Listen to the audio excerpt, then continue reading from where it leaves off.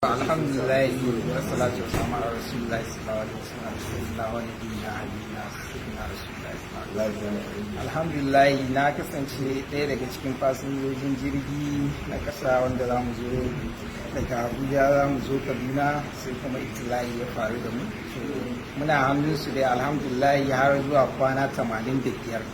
So ranar irin ta yau a Talata ina zaune na gama sallan duha sai ina jin shirbi ina karanta suna Allah ifu sai na ji ƙara sai muka ce wannan ƙarin bindiga ne sai na ce ina lillahi ina jin ma kaman ya same ni sai na duba sai na ga jini ne yake shigowa gajeren wandona ina ɗagawa sai yan uwana wanda muke tare da su a cikin ɗaki sai suke cewa an harbe ni sai na duba ya gani sai dokta muna tare da shi sai ce in kwanta da na kwanta sai aka duba sai aka gani sai na ciccire rigana sai singileti na jini yana ta zuba sai aka samu sai aka rufe wurin da harbin ya shafe ni a ciki na dan saman cibiya na ne to a takaice da aka jira doktan shi ya zo sai aka dan samu sai ya zo da hangula ba aljihun shi ya dan sa yatsan shi a cikin ciki na yana dan taba hanji na yana duba bullet din dan ba a ga inda bullet din yake ba a takaice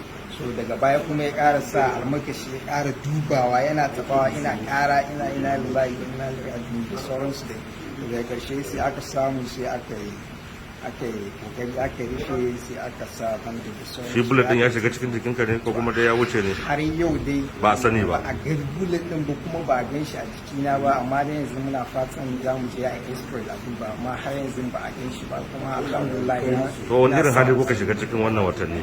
To gaskiya ne tun daga lokacin daga muka ji kara a cikin jirgi muka ji karan bom tun daga lokacin a ruɗe muke yadda rana ma ta faɗi takalma na suka zube haka da muke ta tafiya da yi har zuwa kullum ana kwana da mu da bindiga su ba kwanciyar hankali ba nusra.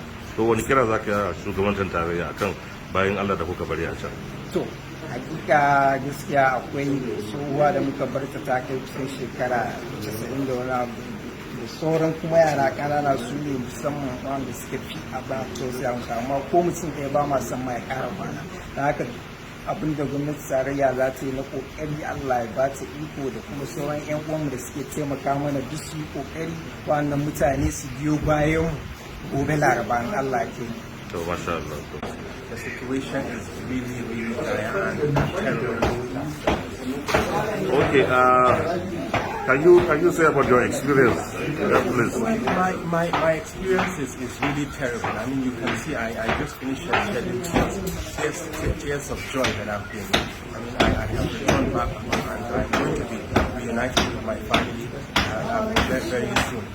Now, quite frankly, it's not the experience I've been through. I mean, the last 4 months is not something I would like even my enemy to go through. Because I mean, there was barely food. I mean, for people to eat, we were hungry for the last three and a half months. I mean, we were quite surprised in the last 2 weeks. We actually, we started bringing food stuff that we ate, and we were actually okay in the last 2 weeks. But then for the first 3.5 months, we were actually very hungry. And when I say very hungry, this is an understatement. I mean, there were days that we go, I mean, just eating once. We ate once on certain days. And just imagine there are children that are barely 1 year. I mean, a child that is barely 1 year old and a 90-year-old person feeding once a day. Just do the math. I mean, when you talk about medication, I literally was the medical doctor on camp. I was treating the captives as well as the bandits, or I would say Boko Haram members. There wasn't medication. To be very frank with you, we heard on the radio somebody was claiming that they would bring medication whenever it was needed. There wasn't any medication on camp. I mean, we could go days. There was a day that a particular lady who had malaria. So malaria, you could treat malaria with 1,000 naira. But this lady literally was going into coma because there wasn't medication for her. I mean, there wasn't medication for her malaria. So the situation is really terrible. Any molestation, beating? Well, I personally did not experience any molestation, but then some women on camp claimed that there were attempts at molestation, but I personally did not experience this, and this happened in the first 1 to 2 weeks after we were held captive. Your final advice to the federal government regarding the condition of the remaining captives? Well, I would like to call on the government to do whatever is necessary to rescue these people, because these people are in a very terrible situation, very terrible. They're very hungry. There is no medication. I mean, when we left these...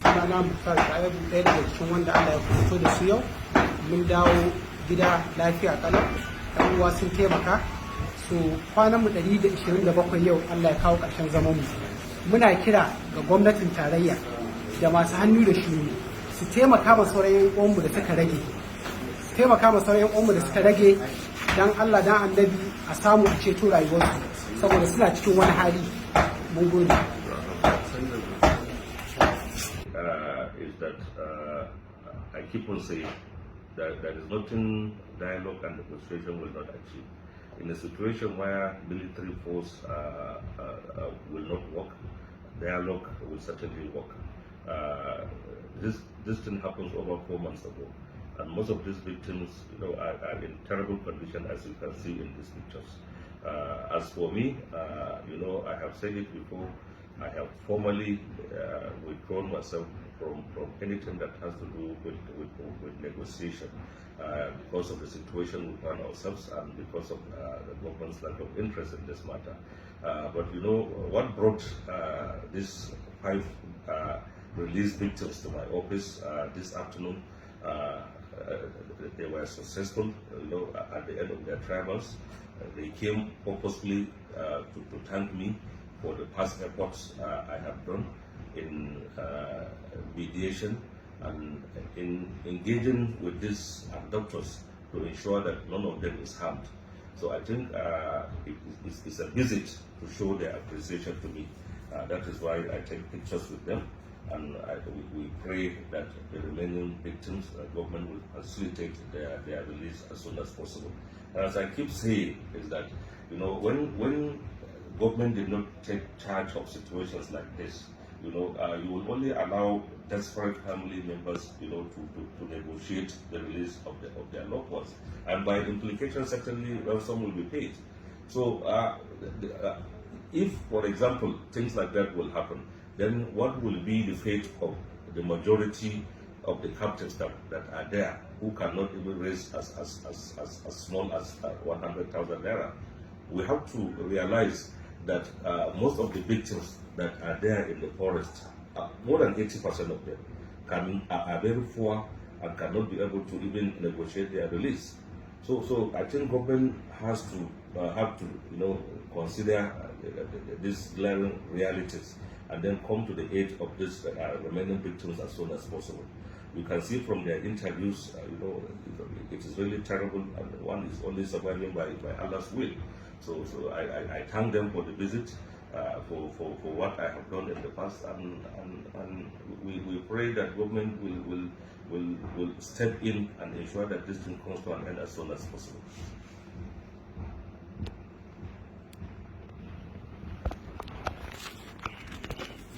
Because one of them brought only picture among